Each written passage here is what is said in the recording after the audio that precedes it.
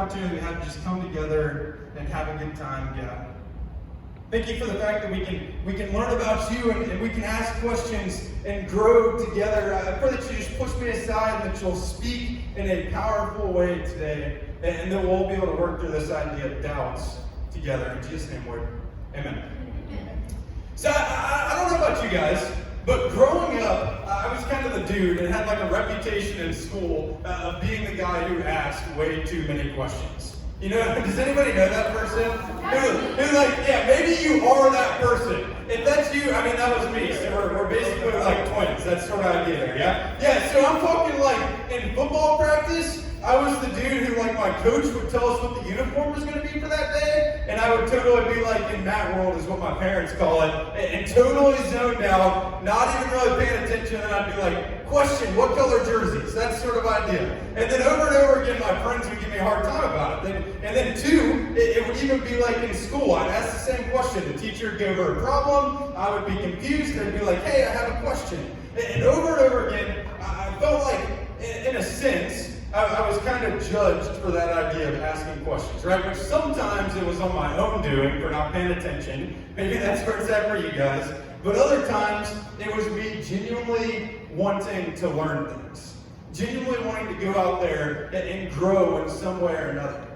But it's kind of weird, because I think if we're being honest, I think a lot of times the world sort of has like a bad stigma about asking questions. Like, it seems as though some people actually look down on you a little bit for asking questions. Maybe they judge you a little bit for it. But the truth is, dude, asking questions is a way to grow. And that doesn't just show up in math class, but it does there. That doesn't just show up in life, but it does there. That also shows up spiritually. And man, so maybe you're new to your relationship with God. Maybe you've been coming here for a long time. Maybe you're tight with God. Regardless of where you're at, man, I'm sure every student and every leader in here has some questions about God.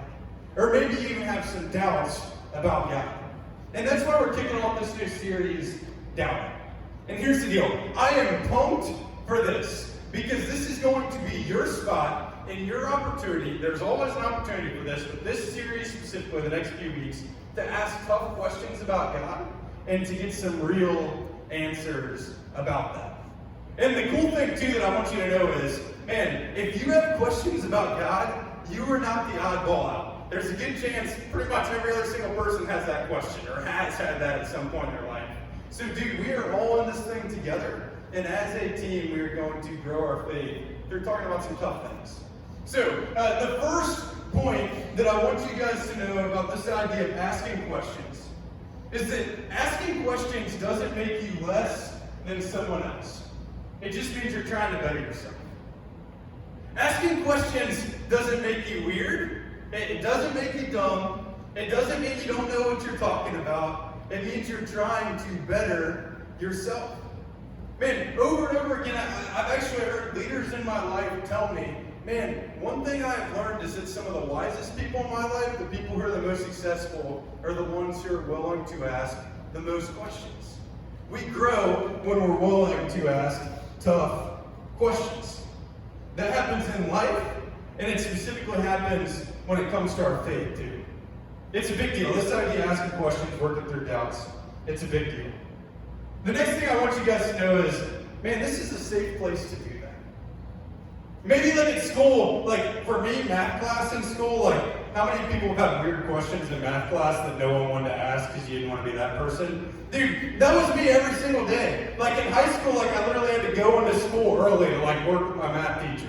That was terrible, but I learned math that way. That's sort of idea. And dude, I hated asking questions in school. I couldn't stand it. And I felt like then sometimes too, it's like maybe you'd be judged for being less smart. That sort of idea. Dude, this is a safe place to do that though.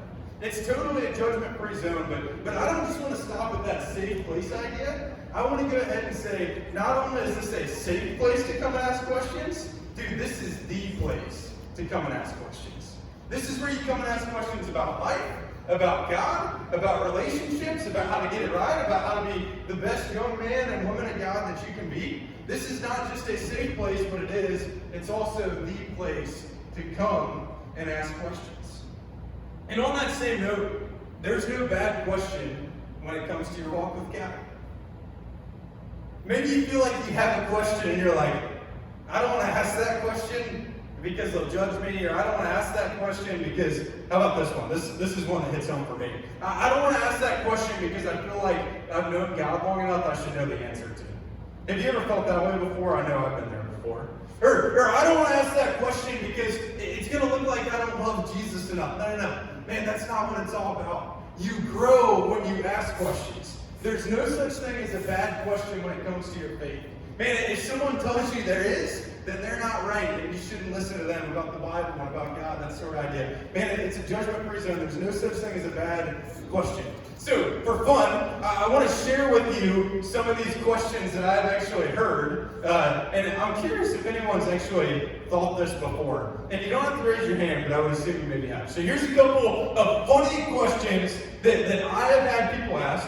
And honestly, it shows that everyone's trying to learn. We're all trying to work through things. So the first one here, specifically about the Bible.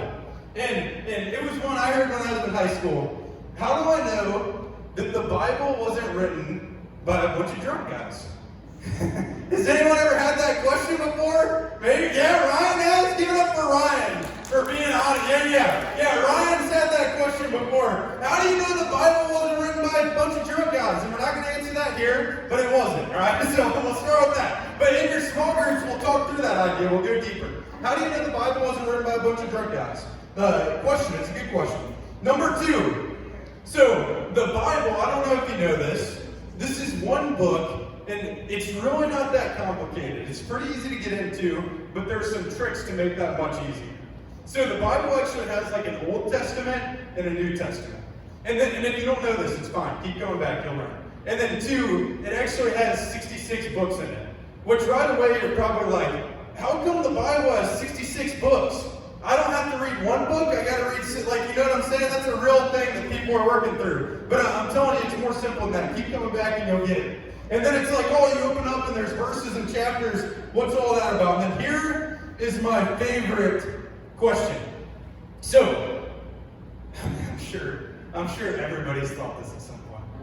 So, how did Mary have a baby without, what I'm saying? How did Mary have a baby without, you know what I'm saying? How did Mary have a baby? And if you have more questions, Tim's free this afternoon, so you can sit and, how did Mary have a baby without, that sort of idea? So we've got all these different questions. And then, when you first hear that, you're probably like, that's silly. Unless if that was your question. You might be thinking that's silly. But nonetheless, it's just a fun thing to show us, dude, we all have questions about God.